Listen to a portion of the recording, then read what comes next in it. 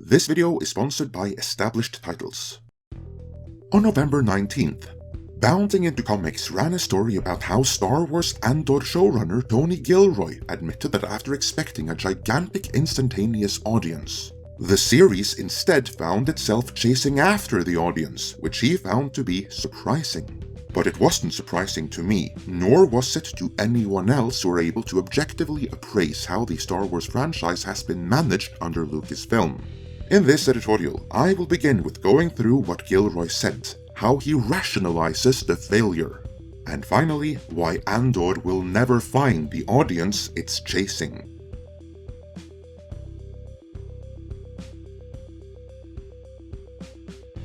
While this was first brought to my attention by Bounding Into Comics, the original story is a November 10th piece in Variety, in which Tony Gilroy spoke about pushing the boundaries of the Star Wars universe, most notably by the inclusion of a same-sex couple.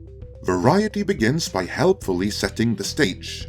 As anyone who has watched the show and/or been on Twitter since its debut on September 21st knows, because Variety thought Twitter under its previous administration reflected reality, Andor has been one of the most enthusiastically well-received Star Wars projects of the Disney era. Between its sprawling cast and labyrinthine plotting, the 12-episode series has raced headlong into territory many Star Wars fans did not know was possible. Mature, dramatic storytelling about everyday people.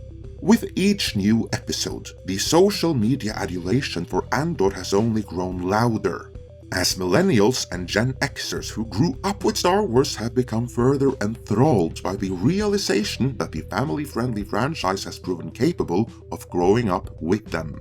Well, all that social media adulation sure makes Andor sound like a smash hit, doesn't it?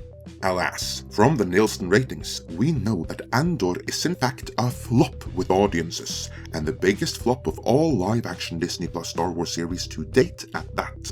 Note that I am not criticizing any creative decisions in Andor here, merely pointing out that for Star Wars, surprisingly few are watching it. After some discussion on the evolution of the creative decisions, Gilroy does get around to addressing just that, telling Variety, "I thought the show would go the other way, that we would have this gigantic, instantaneous audience that would be just everywhere, but that it would take forever for non-Star Wars people or critics or my cohort of friends to get involved in the show. The opposite happened. We ended up with all this critical praise, all this deep appreciation and understanding from a really surprising number of sources, and we're chasing the audience." In other words, what he's saying is that the professional critics in the entertainment media complex are praising the series. His friends in the industry are all telling him what a great job he did, and the feedback from the comparatively few regular viewers that are watching it has been positive. But this gigantic, instantaneous audience that he thought was just going to be everywhere, i.e. the Star Wars fans, has simply not materialized. That obviously puzzled him, because like most everyone else in the industry, he naturally assumed that for the studio and for the creatives, Star Wars was the proverbial gift that keeps on giving. We're about to see how he will rationalize that it clearly isn't. But before that, and on the topic of gifts, I have an idea for you. Thanksgiving is almost here, and when you're going out for dinner, what are you going to bring the host? That fruitcake that nobody eats? Or are you going to become the light of the party, giving your host a lordship? Because there's still time for that. Established Titles, this video sponsored, is a project based around historic Scottish custom where landowners are referred to as lairds, or lords and ladies in English. Through Established Titles, you can be the owner of at least 1 square foot of dedicated land on a private estate in Edelston, Scotland, which by Scottish tradition makes you a lord or a lady, and you'll get an official certificate with a crest to prove it, such as the one I have right here. This certificate features a unique plot number with which you can see the exact location of your land. In places where prefixes are allowed in official documents, you might even be able to replace Mr. or Miss with Lord and Lady. Now obviously, this is but a fun novelty, but it makes for a great gift. And novelty aside, there's a very real benefit to it.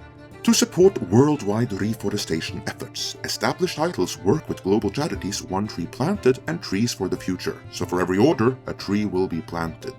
Also, Established Titles is running an early Black Friday sale right now, and if you use our code MIDNIGHT, you get an additional 10% off. What is more, Established Titles told me that the first 200 people purchasing a title pack using our link will effectively be next to my plot within a few minutes of walking distance. Depending on how many of you want to become a lord or a lady, we can build our little Midnight's Edge kingdom. Go to establishedtitles.com/midnight to get your titles now. Link is in the description. With that, let's get back to how Gilroy rationalizes that viewers simply aren't watching Andor.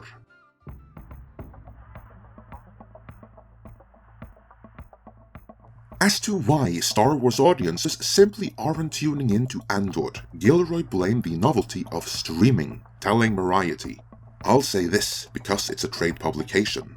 Everybody is trying to pretend that this is business as usual. Oh, there's a comp for this, there's a comp for that, and this is how we do it. And everybody is faking it. This is an entirely new business. Everybody's trying to figure it out. You have business affairs trying to pretend with streaming that they understand it and how artists should get paid. You're going to have a whole bunch of labor issues that are going to come up because of that." Eventually concluding, "I mean, it's not like the old movie business where everybody was doing something for the 100th time. Everything is brand new." Now, to be clear, streaming and the streaming market eating itself with competition between streamers is obviously a factor. No one is denying that. But there is another, more pertinent reason that Variety was afraid of printing.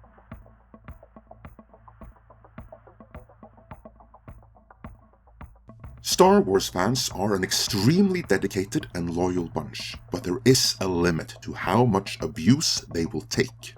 We saw this on the big screen when the box office receipts were cut in half from The Force Awakens to The Rise of Palpatine. If the brand had been managed correctly, The Force Awakens should have been outperformed by both episodes 8 and 9. Instead, it remains the high watermark that will never be reached again. On streaming, The Mandalorian did create a lot of buzz, but it was eroded by the firing of Gina Carano, by Boba Fett, and most of all, by Obi-Wan Kenobi, which was the Disney Plus equivalent of the franchise killing The Last Jedi.